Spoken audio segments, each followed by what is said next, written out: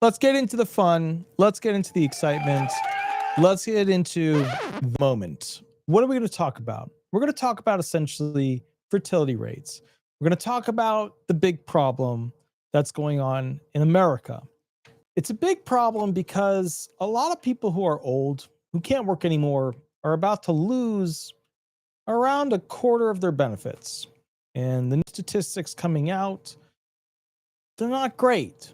They look like a 2032 situation. And remember, they have two mathematical systems, two equations that they use to calculate when the shit is going to hit the fan. And neither of them are good. They're both bad, but only one of them uses the proper fertility rate, or at least close to it. Let's get into some of the data real quick so you can understand essentially how the fertility rate problem is going to get even worse. Here are some quotes.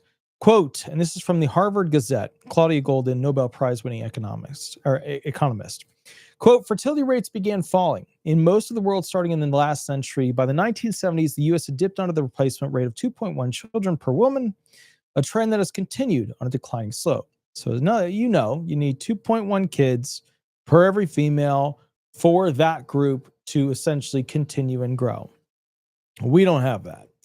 Quote, this is from basically the National Center for Health Statistics, National Vital Statistics Reports 2025. Quote, the decline in fertility rates over the past few decades results from the declining rates among females younger than 30.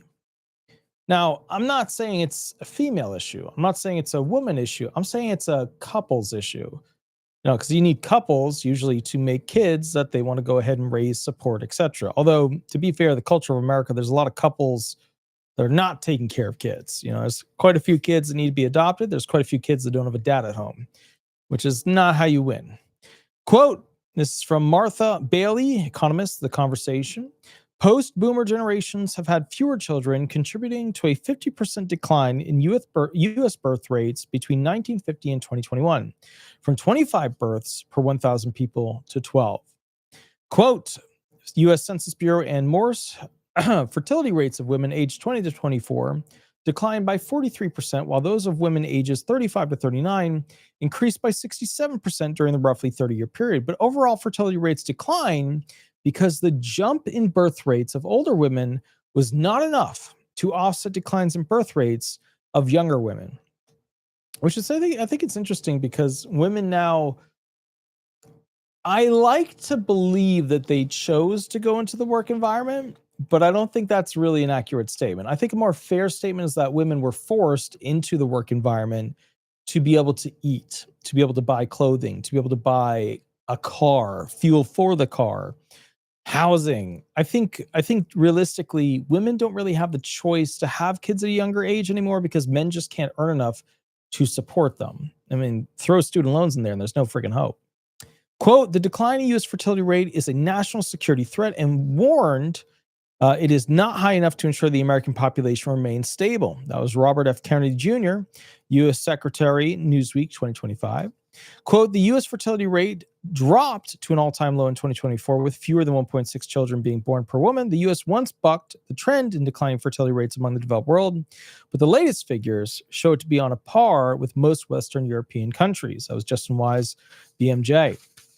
Quote, since the Great Recession that lasted from late 2007 until mid-2009, the U.S. total fertility rate has declined almost every single year. In 2024, it hit a record low, falling to 1.6. Karen Guzzo, and that's The Conversation. A final quote we're going to be doing is this. The U.S., and this is from Lyman Stone, American Enterprise Institute, the U.S. has been below the replacement rate since the 1970s, although the recent decline in fertility is unprecedented. If we are unable to address our fertility crisis, the U.S. will face existential economic crisis driven by a steep decline in fertility rates. In other words, Social Security benefits fail.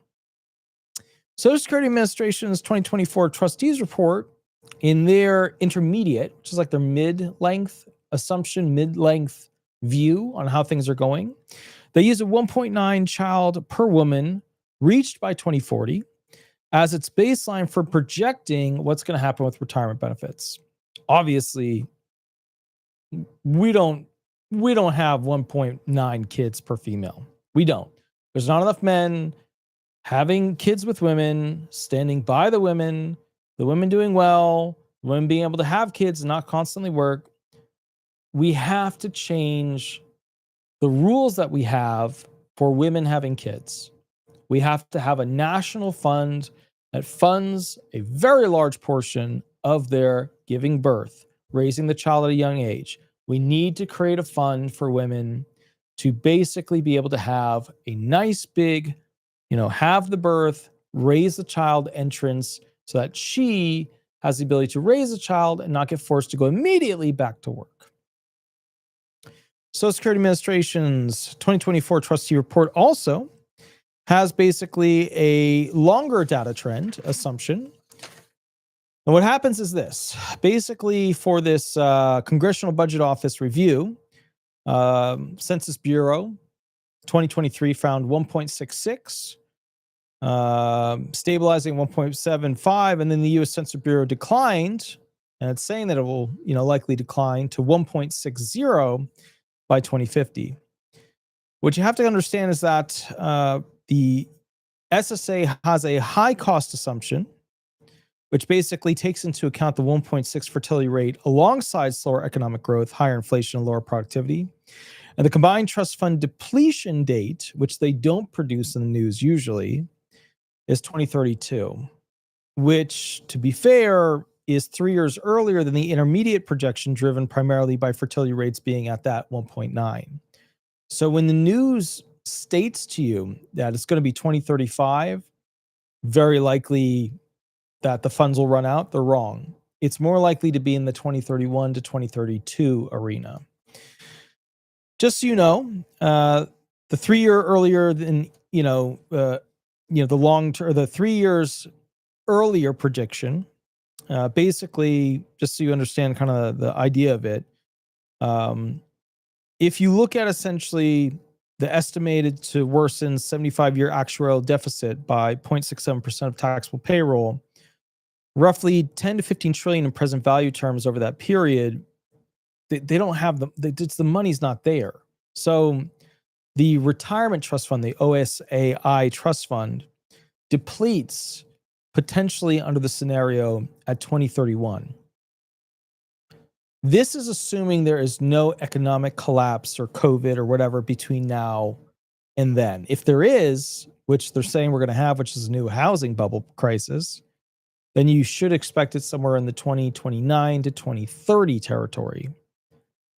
2029 is like, right on the edge of the end of President Trump's presidency, which means whoever is going to be the next president is going to be dealing with a significant amount of retired people and a massive Social Security problem that the likes of which this nation has never seen.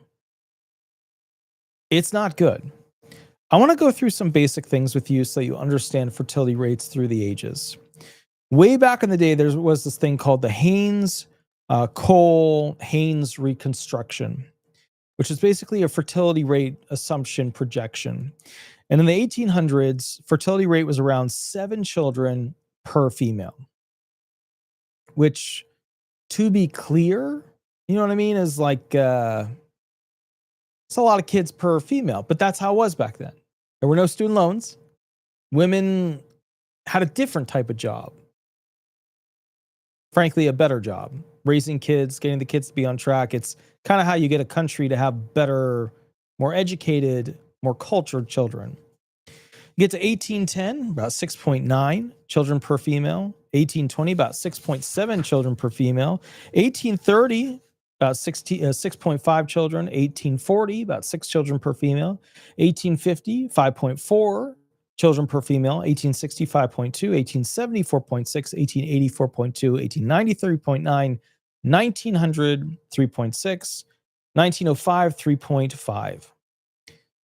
You get to 1909, it goes to 13.4. 1910, it rises to 3.4. It goes up to 3.42 in 1910, but then back down in 1915 to 3.4. You know why. You know what was going on then. 1920, 3.23 children per female. 1925, 2.94 children per female. 1930, 2.45 children. 1940, 2.23 children. 1950, 3.03 children. Goes up. You know why. World War II is ending. The baby boomers. 1957, 3.77 children. It peaks. Then it goes down to 3.65 children. 1970, 2.48 children, which is similar, a little bit above 1945. Similar to 1930. Then you get to 1975, 1.77 children. Okay, it was basically early 1970s. That's when it happened. That's when it all fell off the tracks. That's when the amount of children being born per female, that's when the reduction of humans has occurred. You get to the 1980s, 1.4, 1990s, 2.08, 2000s, 2.06, 2010, 1.93. You get to 2020, 1.64. You get to 2024, 1.58. So what is it? Are men just not sexy anymore? Are women not finding good men? Are good men just not able to afford good women? Are the student loans a major problem? Are the jobs not paying enough money a major problem? Are the costs of getting a nanny too high? What's the problem? Okay. So what happens? You get student loans, jobs don't pay enough, you get delayed childbearing, right? So median age at first rose from 24.9 in 2000 to 30.5 in 2024. So like when a female would have a child, went from 24.9 in 2000 years old, 24 years old, almost 25, to 30 years old in 2024. Now, people are living longer, so the expectation to have children at a later date, it's fine, it works, it exists. Now, with that said, biological fertility declines sharply after age 35. More women are unintentionally childless or have fewer children than intended because of age-related infertility. You want my honest opinion on this, and it's going to be very unpopular, and some of you are going to give me shit about it, and I understand that, but you want my honest opinion on this? My honest opinion is that men have unrealistic expectations about women's body because they, see obviously things like porn online. And women have somehow, with the blog community and like the, write this down in this whole little gathering, where everybody puts a little chat thing and talks about this and that, where they digitize the female experience of talking with all her friends and getting everybody's opinion. When they digitized that and they multiplied the amount of people who could potentially comment, men just became the enemy in almost all of those chat boards. Like when you go read the female supported by female, backed by female, supported by women, backed by women chat boards, men are almost always the problem. If he can't do this, if he can't make this, if he can't blah, blah, blah, blah, blah, blah, blah, get rid of him. Go find another one. And what happened was then men decided women aren't worth it. Because, remember, it's one of those things where it's like men have this like, I need to have that prowess and that I gotta be able to, do these. I have needs, right? All of those, right? But then what happened is when women, here's what happened. YouTubers and other social media people, Facebookers, TikTokers, tweeters, Xers, whatever. Men started to learn from female social media influencer giants on the topic.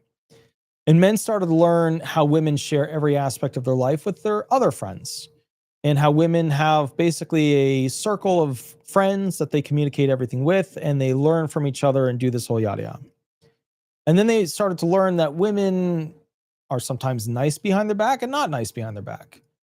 And so men started to withdraw from the idea that there's two people, because it's not two people. It's always like the guy, and then the guy maybe has one friend, but they don't really talk about the relationship stuff that much. We just don't. Guys just don't talk about relationships. Like, we just don't. It's like when you ask a guy, like, what's going on with your buddy? Oh, well, I think he bought a new camera. And the women are like, didn't he just get a divorce? And what's going on with that? And the guys are like, oh, I don't know. I wasn't going to ask about that because who cares? We want to know about like what new video game he just got, or what's the new car that he's trying to build. you know. But women, on the other hand, are all about like the structure of the relationship of the people that are in the different circles of their life. So what happened is, in my opinion,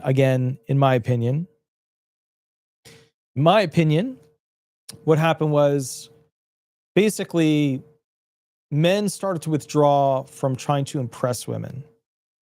And this is where the disasters occurred. So guys were operating under the functional understanding that they need to do impressive things to attract women. This has always been incorrect because women at different ages of their life want to see different things. Women, when they're young, they want the bad boy, motorcycle, poor financial choices, but needs them. They want to feel needed. And then women get older and older and older until they get to the point where they're like, I don't want to put up with a bad boy that has problems. I want somebody that handles their own bleep, gets stuff done, earns a lot of money, creates a safe environment. Right. So, women, they, through the different decades, want different stuff. So do guys. But what happened was a lot of these women have a bunch of kids. They have a bunch of kids. And to be fair, then the new generation of guys who are watching Andrew Tate or these other, celebrity influencers, they sit back and they go, you know what? I don't know if I want to be in a relationship with somebody who has a kid. Because no matter what I do, that kid will never be mine. No matter what happens, Mama Bear will always come out to defend the child, to the negative, to the aggressive action towards the not father. So what happened was, and then there, of course, is the detail where, a lot of men are being told now, which I understand it, I get where it comes from, that, basically they shouldn't spend money and effort towards a child that's not theirs. I think this is a negative thing because a lot of kids deserve a shot and a lot of kids need a good father. And to be fair, a lot of women make shitty choices when they're younger when it comes to picking a mate. A lot of women make shitty choices with that one. Like, I don't know if you guys have ever sat back, women have ever sat back and thought about this, but like, maybe the older women could just somehow talk to the younger women a little bit better about who to pick when they're younger, because there seems to be a pretty significant amount of younger women picking idiots. And then those idiots, basically, they have a couple of kids with them.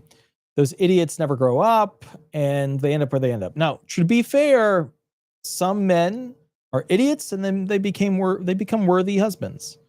Some men, a lot of them, are idiots for the rest of their life. They're born it and they rock it for the rest of their life. And it is one of those interesting things. And I think that, to be fair, at the end of the day, there is a solution to this. And that is a reset on the expectations of men and a reset on the expectations of women. You could hit the main focal points. Men understanding what the position, what the job of women is. It's shifted. Women aren't just housekeepers anymore that raise kids.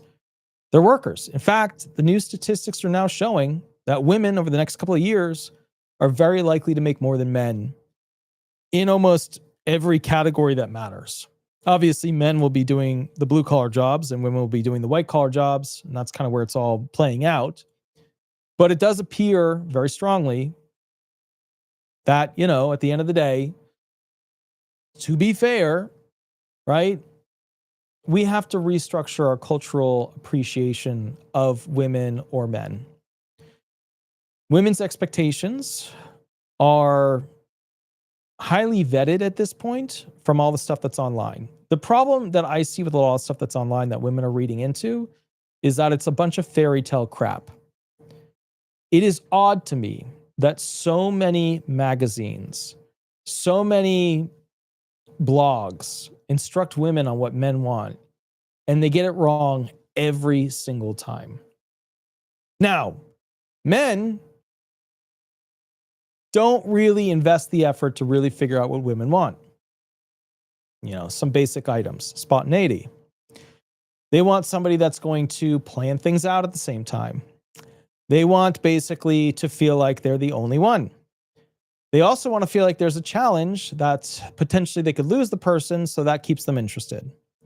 And women will, of course, say, no, that's not true. But to be fair, the relationships that seem to last the longest are the relationships where the woman feels like she did very well. She, married up a little bit. He could potentially, but he chooses her.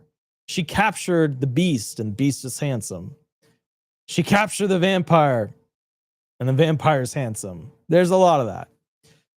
So what I realized from all of this, and I'm reading the chat sections right here,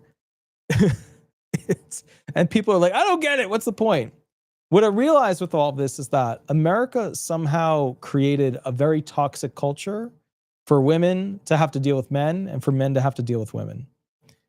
And men and women don't get along because they don't really understand what their functions are. And it's tricky because everything's like a shared function now. And if we don't figure out, and here are the basic problems, like Social Security is going to fail no matter what when it comes to retirement, because there's not going to be enough money and it's not going to be able to do the function that it originally intended and supported because of delayed childbearing, changing preferences when it comes to having kids versus getting a job, working hard, and being able to afford those student loans that are so out of control. Economic pressures by women to go ahead and succeed so that they can have control over their life and not have to rely on a man. Postponing marriage because sometimes a lot of things. Sometimes, frankly, you just can't find the one. Sometimes you're just not in that spot. Sometimes you have to dig a little, throw some out, try a couple sets of new individuals. The other thing is, like, who the hell's going to pay for these kids? Child upkeep, very expensive. Child healthcare, very expensive. Only rich people in the future are very likely to be able to have multiple kids that aren't like, having one person on all the food stamps, temporary assistance for needy families, etc. There are stigmas with contraception still, which I think is interesting.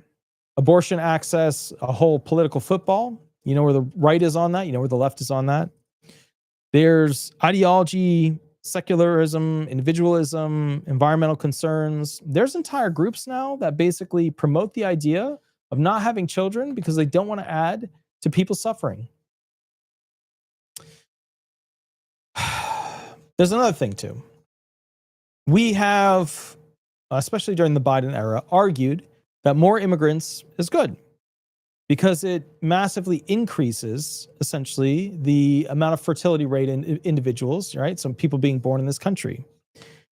And the only kicker is that we're having a bit of a culture war right now. Obviously, the Islam, Muslim-based religion, does not always see eye to eye with the Christian or Jewish religions.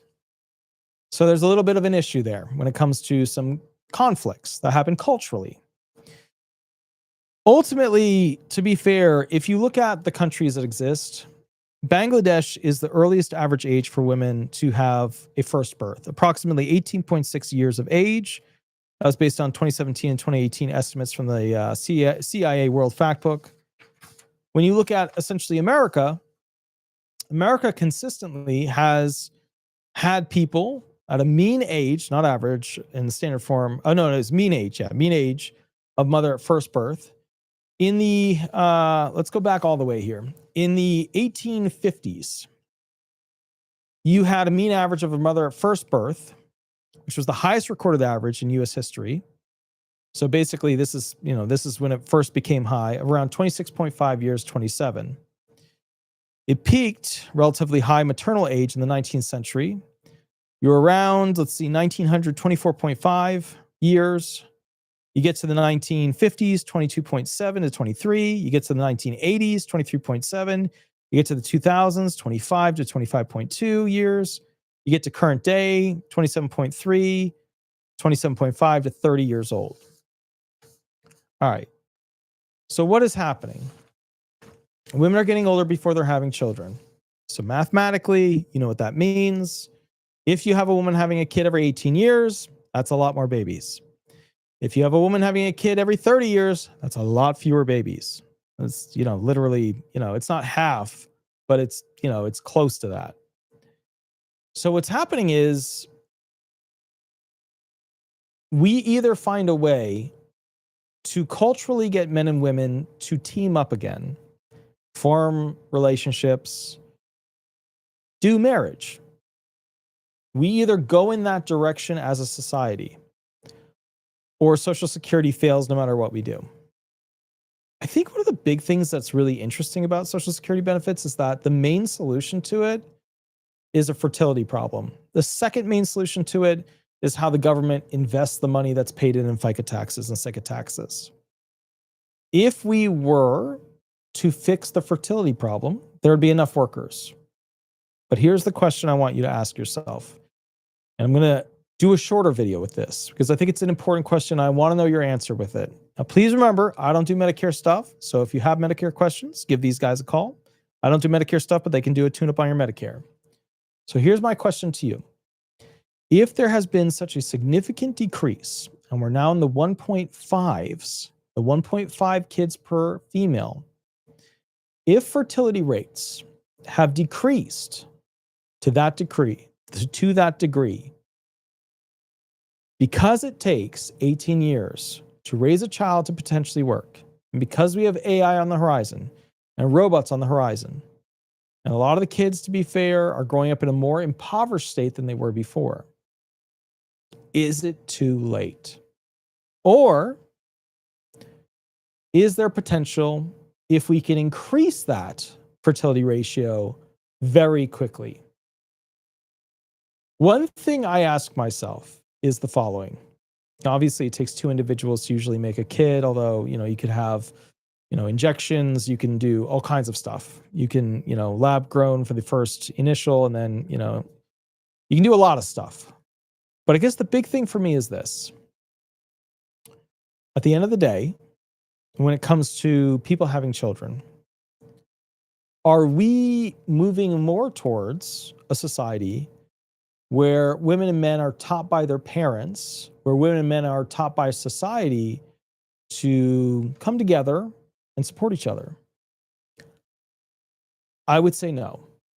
And I want to know your thoughts on it, because to me, I would say no, because at the end of the year, at the end of the day, I think all of these blogs have taught women a lot of incorrect information. And I think men have been warped because of online influencers as to what they should expect from women.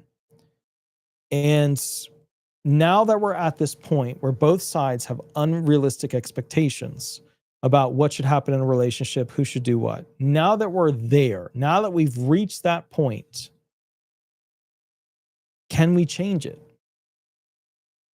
Religion used to cause the greatest combination effect. You would go to church or mosque or whatever. You go to whatever religious function you did. And usually within your community, that would be the thing that brought you together with your significant other. You would meet them there, connect there, and grow there. It was a community thing. We don't really have that the same way anymore. We have internet. So I guess my point to you is, do you think young people are going to become more connected with things like community events? I don't know. The Charlie Kirk crew is definitely going in that direction. But, here's my final thought. If we continue to push ideologies that do not define who men and women are we less likely to have an understanding as to what the capabilities of men and women actually are? Let me explain. If you were to go ahead and show women, right, pictures of every A-list Hollywood star, and those were the ones that they studied online and watched movies of and enjoyed and connected with, then they would be incapable of having that connection with somebody who doesn't have that talent, that look, that charisma, that drive. Because everybody would be less than that. It's hard to be Brad Pitt. It's hard to be Tom Cruise. It's hard to be those types of guys. Now, men have the same problem, obviously, with the online websites when it comes to the perfect body, the perfect face, the perfect eyes. I don't know what the fix is when it comes to getting people to come together better other than religion as a cultural connective device. Religion is a connective tissue. It really is. I don't know what the solution is, but I will say this. It is odd for me that we don't have in middle school a class on how relationships work. It's like part of one of those things where, like, a class on essentially how to clean, a class on how to sew, a class on how relationships work, a class on how dates should happen, a class on how to treat your significant other. It is kind of weird that we don't have something that at least creates the basic walking path of how these things should occur. We have a rampant runaway train of expectations. And if we do not try to fix this, then we are doomed. Because retirement benefits paying out 75%, 78%, we're doomed. Because remember too, this is just the math for that sticking around 1.6. We're already below 1.6. That's going to keep dropping. We're going to hit 1.4. We're going to hit 1.3. We're going to hit 1.2, 1.1. And then very quickly, Social Security benefits just evaporate. There's not enough money to pay because there's not enough workers. Maybe the answer is AI. Maybe the answer is population reduction. Maybe it is. I don't like that idea. I really don't like that idea, because when I hear population reduction, what I'm really thinking is there's a bunch of rich people that control everything, and they're controlling a population reduction, and they're pushing these agendas that will create population reduction. And then basically those people that do exist will be poor, and then the rich will buy up everything and then make the poor buy their stuff. You ever go to the grocery store? 99% of the products that you look at are usually owned by the same 5 companies. So I guess what I would say is this. I think we should study how other countries are trying to get younger people to connect. But I think we also need a cultural reset where we have some expectation realignment as to what to have in a relationship. Because men don't understand what women are supposed to be for them. They don't. Like, as much as I want to stand up for the male team, they don't have a damn clue what a good woman is in comparison to a bad woman. And to be fair, the more beautiful woman is, the tendency or expectation of men is that the more beautiful women will be something more enjoyable to them. But in reality, that person, the female that's more beautiful under the societal standards, tends to have less actionable qualities towards redeemable, abilities, when it comes to helping a person grow a business, helping a person around the house, helping a person, do transportation stuff, picking them up. And, I remember dating somebody where I had to go on a flight and I said, "Hey, can you please drive me?" And she said, "No, I've got my yoga that day at that time." I was like, "Well, can you go to a later class?" "No, I can't. I like that time." I was thinking, well, this bitch can go shove it. But again, I picked a pretty one. Pretty ones aren't good. They could be. It could be, but usually self-absorbed because they got all these men trying to get with them. It's an interesting situation. I think men need to rise to the occasion to be better at men, the male qualities. Traditional things like changing tires, working to, basically create a foundation of financial safety. We can't do that with the student loans as they are, so you're going to have to fix that. That's just what it is. And I think also women need to have a reality check. I have seen on, a woman's suggested videos, on a woman's suggested comments, that there is this unrealistic expectation that men should be this, and this. If a man doesn't do this, then consider getting rid of him. There's also a pandemic of women overutilizing therapists, psychologists, psychiatrists, behavioralists to self-fulfill on the points that they desire a verbal medical reaction to, a verbal medication to. I have come to the conclusion that people have really lost connection with what they want in a relationship. And I've seen the statistics. There's an epidemic of problems for young men. Young men, suicide rate, extremely high. Young men, hostility and aggravation rate, extremely high.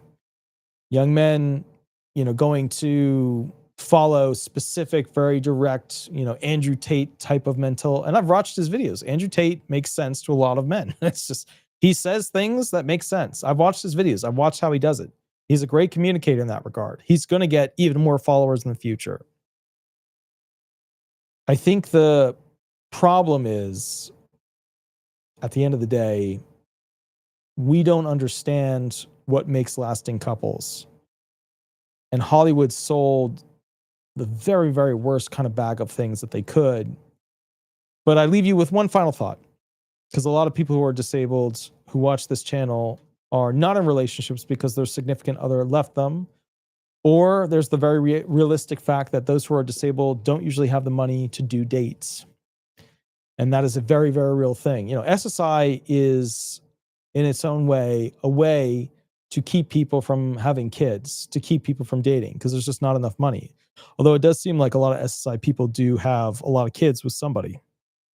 I have seen a lot of that. My projection on this is that they don't have a fix for Social Security because there is no fix. My projection on this is that fertility rates can't be fixed unless the culture has changed, and the culture is not going to change in the favor. The culture is going to get worse. So finding peace with that, what do we then do?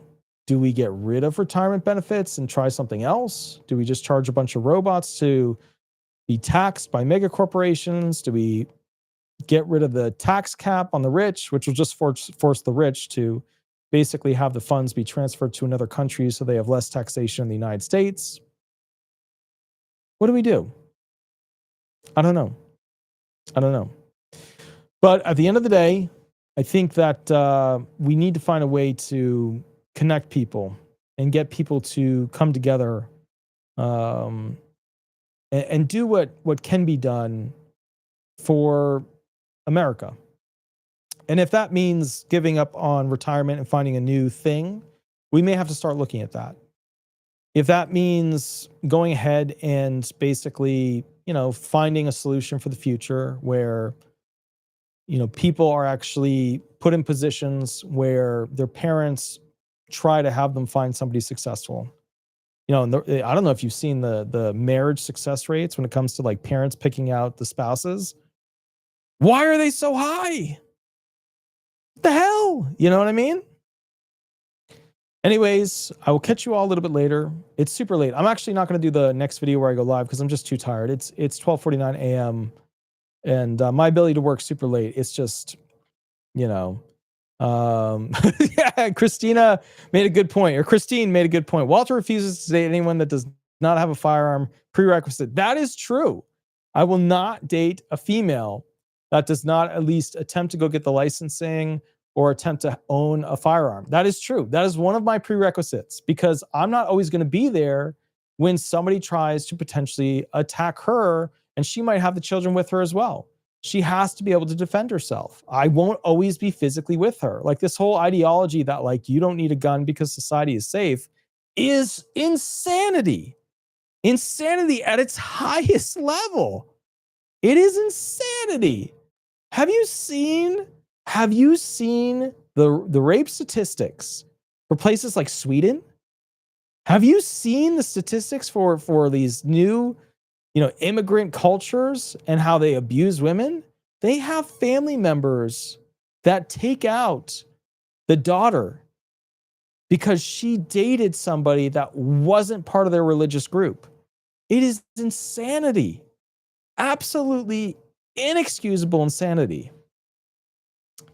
But it is what it is. It is what it is. But yes, I do have certain prerequisites. The number one prerequisite is she has to be able to go and get the licensing. She has to buy a firearm. She has to be able to protect herself when I'm not available. Absolutely. Because think about this.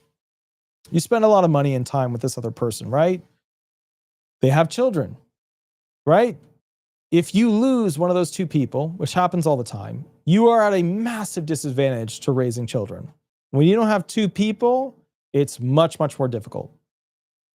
If somebody gets attacked, if somebody gets assassinated, Charlie Kirk, then at the end of the day, you are in a position of massive disadvantage for the rest of your life. I mean, sure, you could find somebody else, yada, yada, but you're at a massive disadvantage. Your life is going to change in a very dramatic PTSD-oriented way. So what I say to people who, and you got to understand, like I get Democrats who call me and they're like, you shouldn't be saying that people should own a firearm.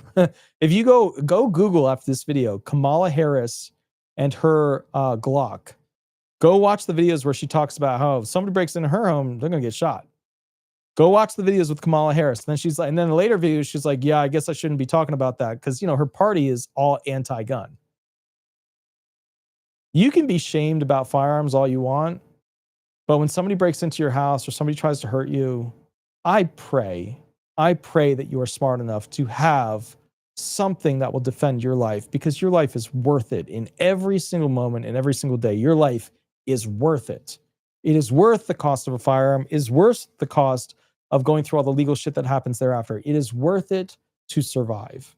So anyways, I will catch you all a little bit later. You have a wonderful night. Please remember to like and subscribe, and we will go from there.